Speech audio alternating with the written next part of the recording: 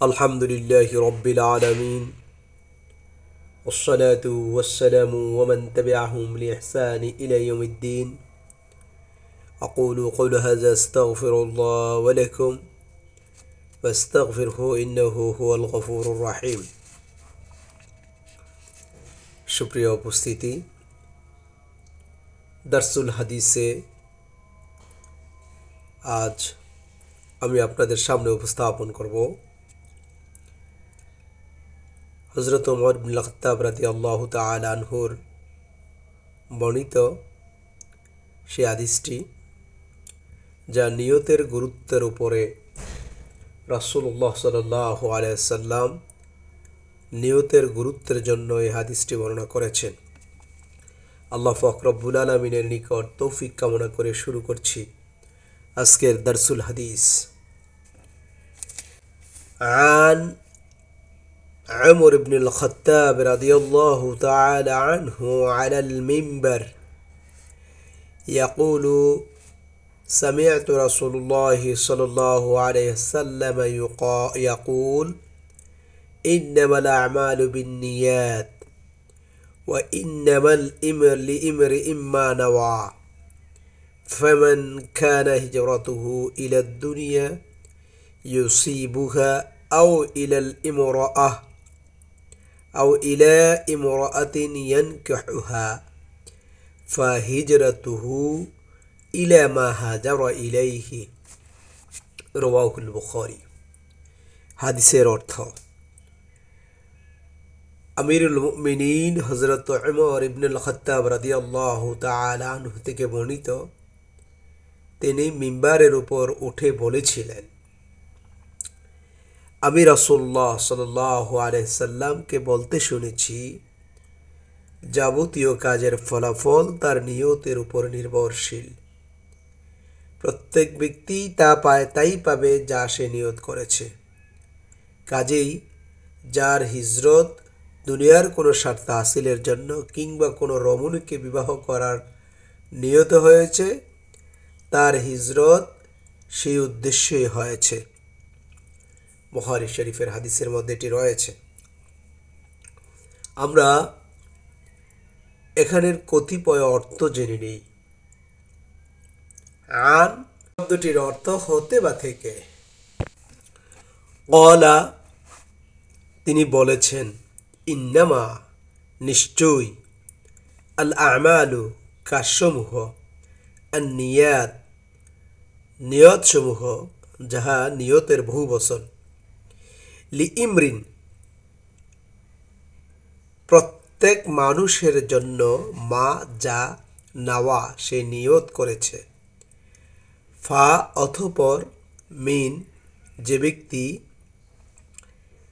হিজরাতুহু তার হিজরত, কানাত ছিল, ইলা দিকে বা প্রতি, ইয়ানকিহুহা সে তাকে বিবাহ করবে, হাজারা সে হিজরত করল, মান যে ব্যক্তি, কানাত সে ছিল স্ত্রী, হিজরতুহু তার হিজরত, ইলাইহি তার দিকে। অত্র হাদিসের ব্যাখ্যা। আলোচ্য হাদিসখানা নিয়তের গুরুত্ব, আমল ও হিজরত সম্পর্কে আলোচনা করা হয়েছে। মুসলমানদের প্রত্যেকটি কাজের নিয়তের বিশুদ্ধতা প্রয়োজন।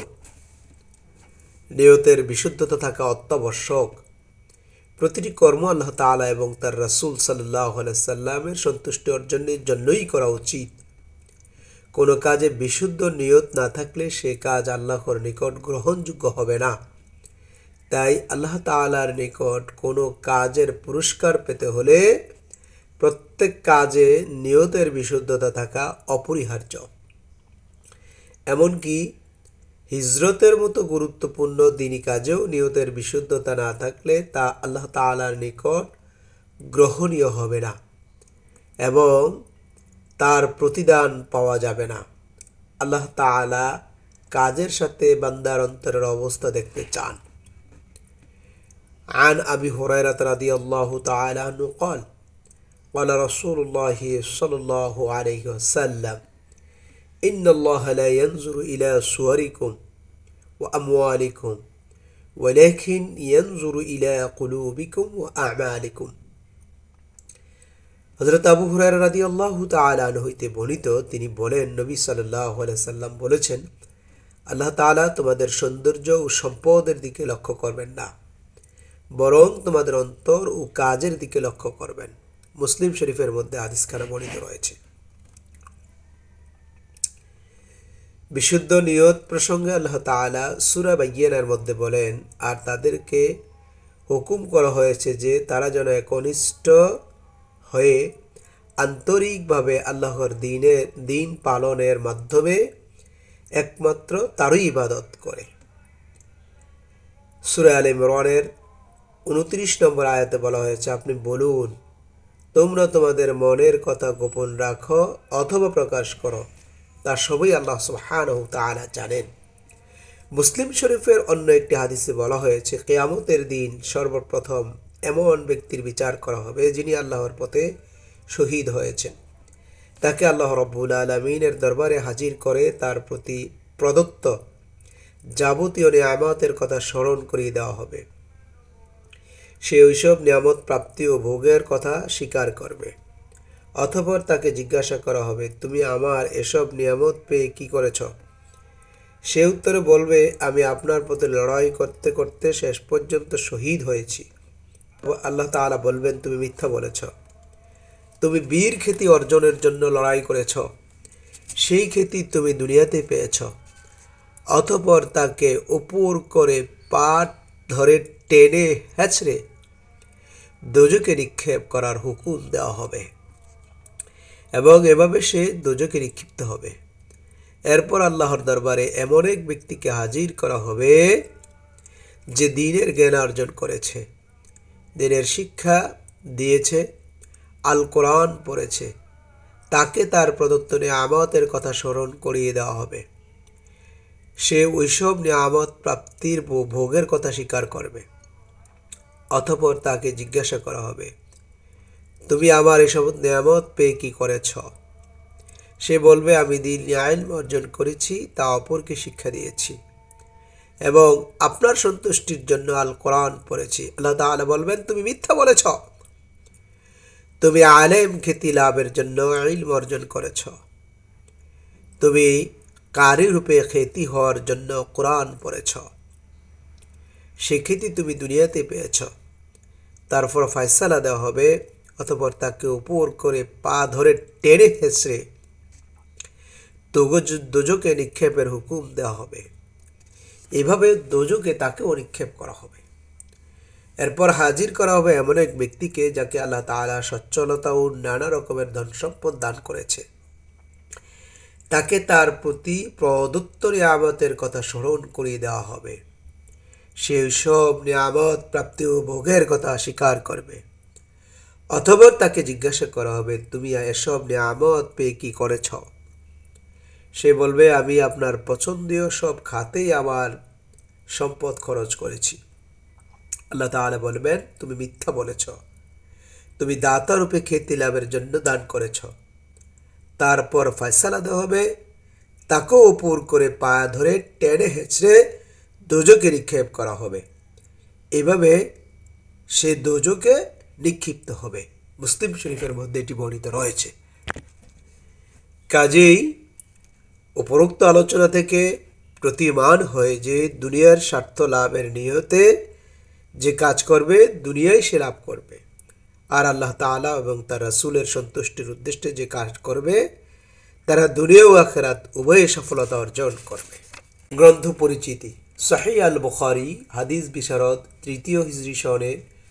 তৃতীয় হিজরি শতাব্দের প্রথমার্ধে মুসলিম বিশ্বের বিভিন্ন স্থানে বিক্ষিপ্ত হাদিসসমূহ মুসনাদ আকারে লিপিবদ্ধ করেন।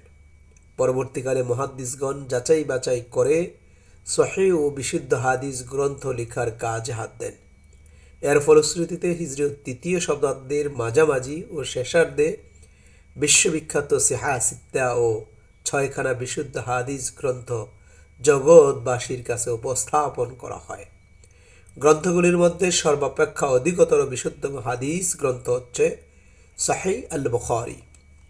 ইমাম বুখারী এই গ্রন্থের প্রণেতা তার পূর্ব নাম হলো মুহাম্মদ ইবনে ইসমাইল ইবনে ইব্রাহিম ইবনে মুগীরা ইবনে বারদিজ বাহ আল জুফি আল বুখারী। তিনি 194 হিজরিতে শাওয়াল মাসে বখরা নগরীতে জন্মগ্রহণ করেন। তিনি অসাধারণ স্মৃতির অধিকারী ছিলেন। তিনি অল্প বয়সে পবিত্র কোরআন মুখস্থ করেন। তিনি হাফেজ হাদিস ছিলেন। তিনি নিজেই 3 লক্ষ হাদিস মুখস্থ করেছিলেন। তাছাড়া তিনি 6 লক্ষ হাদিস থেকে যাচাই বাছাই করে 16 বছরে এই গ্রন্থখানা সংকলন করেন, যার মধ্যে 7397টি তাকরার সহ বা তাকরার ছাড়া 2513টি হাদিস স্থান পেয়েছে। হাদিস সংকলনের পূর্বে ইমাম বুখারী রাহিমাহুল্লাহ গোসল করে 2 রাকাত সালাত আদায় করতেন এবং ইস্তেখারা করার পর একটি হাদিস লিপিবদ্ধ করতেন। সকল মুহাদ্দিসগণের সর্বসম্মত সিদ্ধান্ত মতে সকল হাদিস গ্রন্থের মধ্যে বুখারী শরীফের মর্যাদা সবচাইতে বেশি। তাই বলা হয় আসাহুল কুতুব বা'দা কিতাবিল্লাহি তাহতা আস-সামাই সহিহ আল বুখারী। আল্লাহ তাআলার কিতাব সমূহের পর আসমানের নিচে সর্বাধিক সহিহ গ্রন্থ হচ্ছে সহিহ আল বুখারী। ফতহুল বারীর মুকদ্দমাতে ইমদাদুল কারি এই কথাটি লিখেছেন। ইমাম বুখারী সহজ সরল ও বিনয়ী, দয়ালু চরিত্রের গুণসম্পন্ন ব্যক্তিত্ব ছিলেন। তিনি নিজেই বললেন, আমি জীবনে কোনো দিন কারো কোনো গীবত করিনি। এই মহামনীষী 256 হিজরি সালে পহেলা শাওয়াল ঈদুল ফিতরের ভোর রাতে ইন্তেকাল করেন। ইন্না লিল্লাহি ওয়া ইন্না ইলাইহি রাজিউন।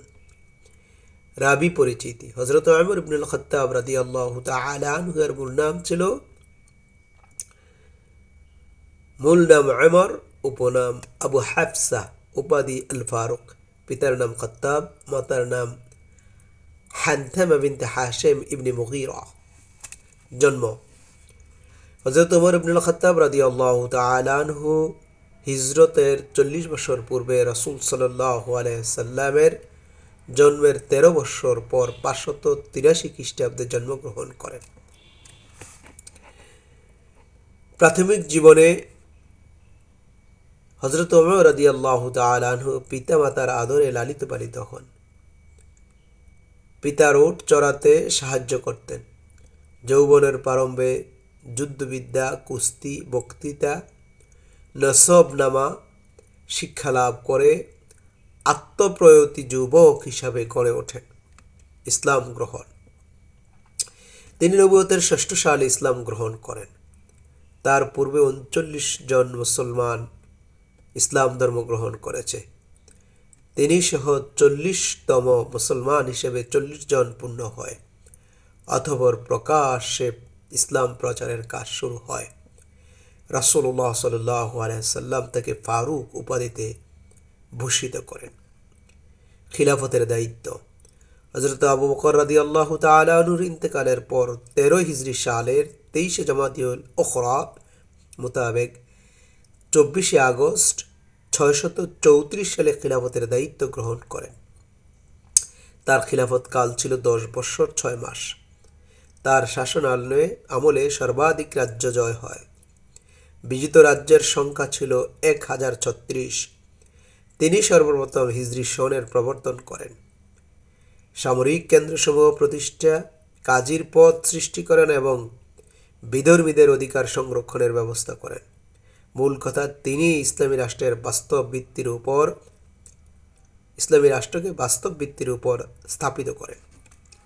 হাদিস বর্ণনার সংখ্যা: তার বর্ণিত হাদিস সংখ্যা 539 খানা। বুখারী শরীফে এককভাবে 9 খানা, মুসলিম শরীফে এককভাবে 15 খানা। উভয় গ্রন্থে সর্বমোট 24 খানা হাদিস সন্নিবেশিত হয়েছে। এই বিপুল সংখ্যক হাদিস সংগ্রহ করেন এবং লিপিবদ্ধ করেন, রাজ্যের বিভিন্ন শাসকদের নিকটে প্রেরণ করেন। জনগণকে হাদিস শিক্ষা দানের জন্য তিনি বড় বড় সাহাবীদেরকে বিভিন্ন রাজ্যে পাঠাতেন। সেখানে তারা হাদিস প্রশিক্ষণ দেন এবং হাদিস শাস্ত্র বিজ্ঞ বিজ্ঞ মুহাদ্দিস তৈরি করেন। ইমাম জাহরি বলেন, হাদিস রিওয়ায়াতের ব্যাপারে তিনি মুহাদ্দিসগণের জন্য মজবুত নীতিমালা প্রতিষ্ঠিত করেছেন। রাষ্ট্রীয় কাজে ব্যস্ত থাকার কারণে তার হাদিস বর্ণনার সংখ্যা কম। তাছাড়া তিনি হাদিস সংকলনের ক্ষেত্রে এ আশঙ্কা জড়িত হয়ে পড়েন যে সুসংবদ্ধ ও সংকলিত হাদিস গ্রন্থ জনসাধারণের হাতে পৌঁছলে তারা কোরআনের তুলনায় হাদিসকে বেশি গুরুত্ব দিয়ে বসতে পারে। শাহাদাত লাভ। হিজরি 23 সালের 24শে জিলহাজ বুধবার মসজিদে নববীতে নামাজরত অবস্থায় ইমামতিরত অবস্থায় মুগীরা বিন শুআয়বার দাস আবু লুলু বিষাক্ত তরবারি দিয়ে তাকে আঘাত করলে আহত অবস্থায় তিনি 3 দিন অতিবাহিত করার পর 27শে জিলহাজ শনিবার শাহাদাত বরণ করেন। ইন্না লিল্লাহি ওয়া ইন্না ইলাইহি রাজিউন। মৃত্যুকালে তার বয়স হয়েছিল 63 বৎসর। হাদিসের পটভূমি। এই হাদিস একটি ঐতিহাসিক প্রসঙ্গ উপলক্ষ রয়েছে। তা হলো আমাদের প্রিয় নবী মুহাম্মদ রাসূলুল্লাহ সাল্লাল্লাহু আলাইহি সাল্লামের নবুয়ত প্রাপ্তির পর মক্কার লোকদেরকে দ্বীনে হকের প্রতি আহ্বান করলে কায়েমি স্বার্থবাদী গোষ্ঠী সে কাজে বাধা দেয়। আল্লাহ তাআলার বাণী তথা দ্বীনে হকের দাওয়াত গণমানুষের কর্ণকুহরে পৌঁছে দেওয়ার জন্য রাসূলুল্লাহ সাল্লাল্লাহু আলাইহি সাল্লাম তার সঙ্গী সাথীদেরকে নিয়ে মক্কা থেকে মদিনায় হিজরত করেন এবং অন্যান্য সকল মুসলমানদেরকে চতুর্দিক থেকে হিজরত করিয়ে মদিনায় উপস্থিত হওয়ার নির্দেশ দেন। তখন নিষ্ঠাবান সকল মুমিন মুসলমানগণ হিজরত করে মদিনায় হাজির হন।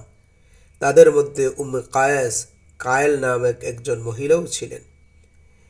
একজন পুরুষ উক্ত মহিলাকে বিবাহ করার জন্য মদিনায় হিজরত করেন, কিন্তু হিজরতের ব্যাপারে আল্লাহ এবং তার রাসূলের নির্দেশ পালন ও সওয়াব লাভ করার দিক থেকে তার বিন্দুমাত্র লক্ষ্য ছিল না। আল্লাহ তাআলা ও তার রাসূল সাল্লাল্লাহু আলাইহি সাল্লামের সন্তুষ্টির জন্য হিজরত না করায় তার হিজরত গ্রহণযোগ্য হয়নি। অনুরূপভাবে প্রত্যেক কাজে আল্লাহ তাআলা এবং তার রাসূলের সন্তুষ্টি না থাকলে তা আল্লাহ তাআলার কাছে গৃহীত হবে না। তাই হিজরতের মতো একটি গুরুত্বপূর্ণ ও কষ্টকর আমলের মধ্যেও যদি নিয়তের বিশুদ্ধতা না পাওয়া যায় তাহলে তাতেও কোনো রকমের প্রতিদান আশা করা যায় না।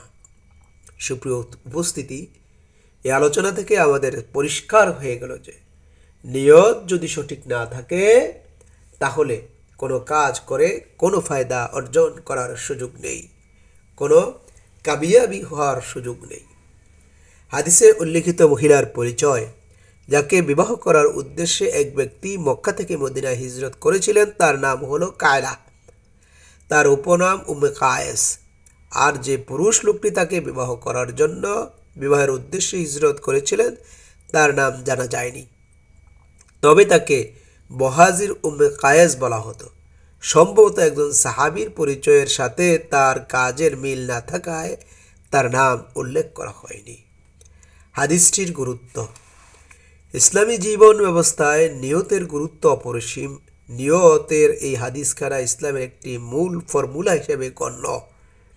এতে অল্প শব্দে অধিক অর্থ নিহিত রয়েছে। কারো কারো মতে ইসলাম সম্পর্কিত ইলম এর গুরুত্ব এর 1/3। আল্লামা ইমাম খাত্তাবী রাহমাতুল্লাহ আলাইহি বলেন, সকল কাজের পরিশুদ্ধতা তার ফলাফল লাভ নিয়তের অনুযায়ী হয়ে থাকে, কেননা নিয়তই মানুষের কাজের দিক নির্ণয় করে। বিশুদ্ধ 6 হাদিসের মধ্যে শ্রেষ্ঠ হাদিস গ্রন্থ বুখারী শরীফের সর্বপ্রথম ইমাম বুখারী রাহমাতুল্লাহ আলাইহি নিয়তের হাদিসখানা উপস্থাপন করেছেন। আল্লামা বদরুদ্দিন আইনি রাহমাতুল্লাহ আলাইহি বলেন, ইমাম মালিক মুআত্তা ব্যতীত অন্য সকল হাদিস গ্রন্থে নিয়তের এই হাদিসখানা উদ্ধৃত রয়েছে। হযরত ওমর ইবনুল খাত্তাব রাদিয়াল্লাহু তাআলা আনহু তার প্রত্যেক ভাষণের সূচনাতে হাদিসখানা পাঠ করতেন এবং নিয়তের বিশুদ্ধতা স্মরণ করিয়ে দিতেন। সুতরাং নিয়তের বিশুদ্ধতা প্রত্যেক মুমিনের জন্য অপরিহার্য। নিয়ত অর্থ, নিয়তের আবিধানিক অর্থ হলো আল কসদ ওয়াল ইরাদা, ইচ্ছা, স্পৃহা, মনের দৃঢ় সংকল্প। ইসলামী শরীয়তের দৃষ্টিতে আল্লাহ তাআলার সন্তুষ্ট লাভ ও তার আদেশ পালনের উদ্দেশ্যে কোনো কাজ করার দিকে হৃদয় ও মনের লক্ষ্য আরোপ করা উদ্যোগ নেয়াকে নিয়ত বলা হয়। ফতহুর রব্বানী গ্রন্থে বলা হয়েছে, তাওয়াজ্জুহুল কলব জিহাতুল ফি'লি ইবতিগা ওয়াজহিল্লাহি তাআলা ওয়া ইমতিসালান লিআমরিহি। আল্লাহর সন্তুষ্টি লাভ এবং তার আদেশ পালনার্থে কোনো কাজের দিকে ঐকান্তিক আগ্রহ ও অভিপ্রায় প্রয়োগ করাই হলো নিয়ত। ইমাম খাত্তাবি বলেন, হুয়া কসদুশ শাইই বি কলবিহি ও কলবিক ওয়া তাহাররিউ আত-তালাব মিনকা। মনে কোনো কাজ করার সদিচ্ছা পোষণ করা, উহাকে বাস্তবায়নের জন্য প্রাণপণ চেষ্টা করাকেই নিয়ত বলা হয়। নুরুল ইজাহ গ্রন্থকার বলেন, আন-নিয়তু হুয়া কসদুল কলবি আলাল ফি'লি, কাজের উপর মনের ইচ্ছা পোষণ করাকেই নিয়ত বলা হয়। প্রত্যেকটি কাজের শুরুতেই নিয়ত করা একটি গুরুত্বপূর্ণ বিষয়।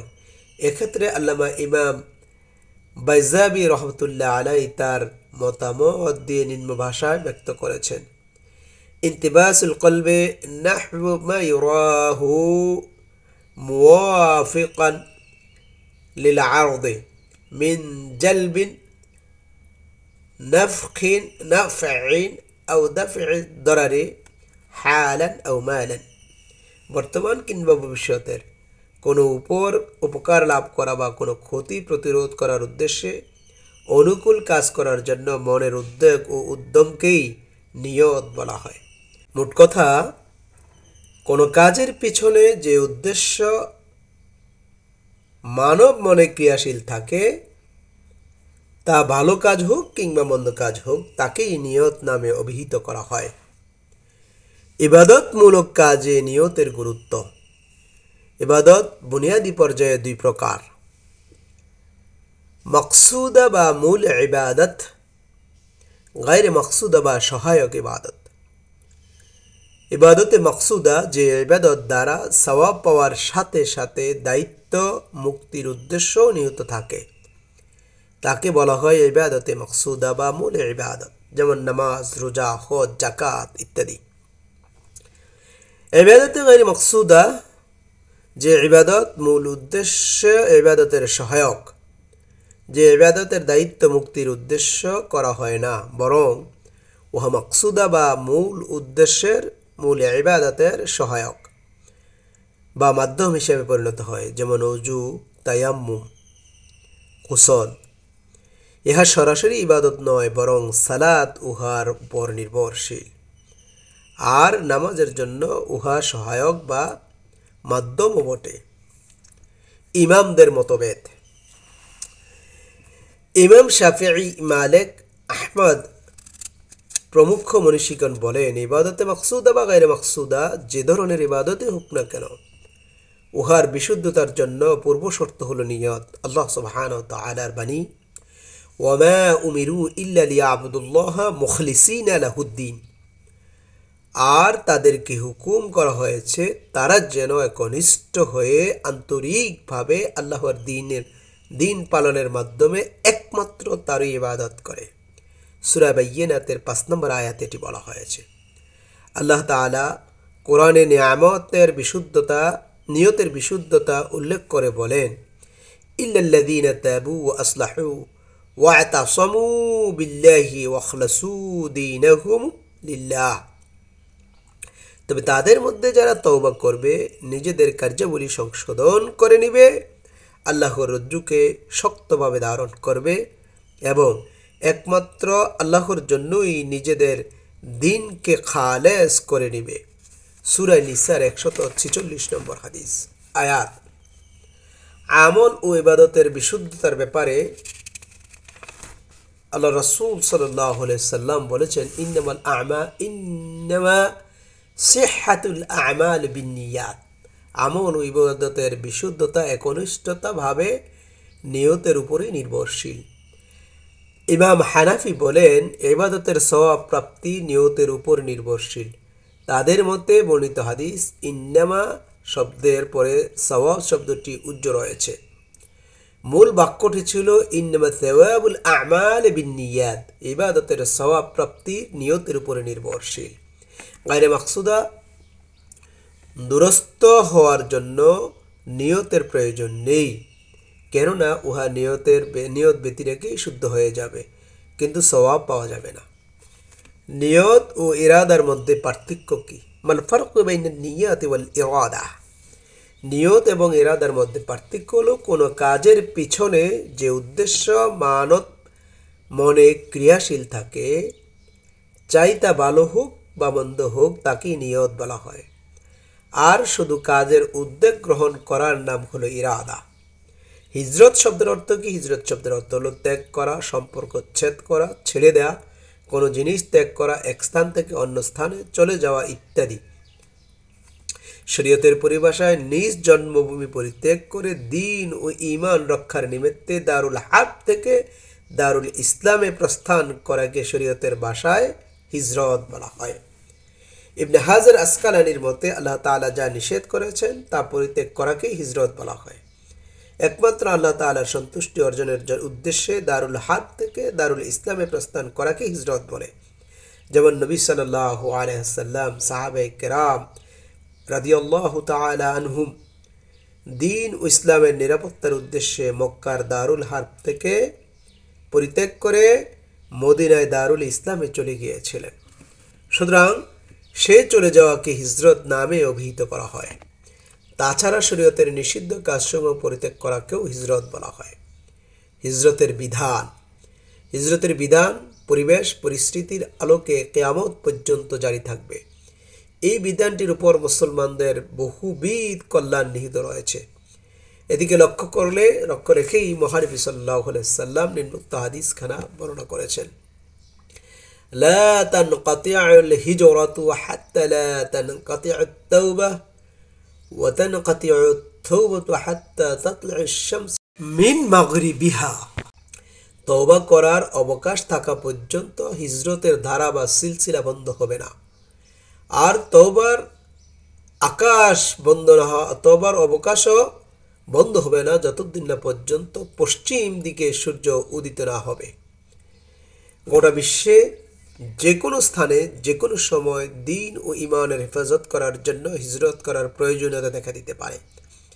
বর্তমান বিশ্বে যেভাবে মুসলমানদের উপর দেশে দেশে নির্যাতন চলছে, হিজরত করা তার জন্য অপরিহার্য, আরও ব্যাপক করে তোলে।